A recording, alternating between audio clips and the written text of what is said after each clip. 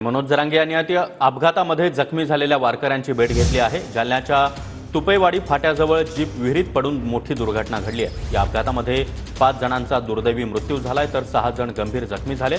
पंढरपूरवरून जालन्याला परतणाऱ्या भाविकांच्या गाडीचा अपघात झाला आहे आणि या जखमींची आता मनोज जरांगे यांनी रुग्णालयामध्ये जात भेट घेतली आहे, त्यांची विचारपूस केली आहे। तर ही दोन्ही दृश्य आपण पाहतोय। जालन्याच्या तुपेवाडी फाट्याजवळ जीप विहिरीत पडून हा मोठा अपघात घडलेला आहे। यामध्ये 5 जणांचा मृत्यू झालाय तर जखमींना रुग्णालयामध्ये उपचारासाठी दाखल करण्यात आलाय। मनोज जरांगे यांनी रुग्णालयात जात जखमींची विचारपूस केली आहे। दुर्दैवी घटना आहे। सरकारनं मात्र लक्ष दिलं पाहिजे।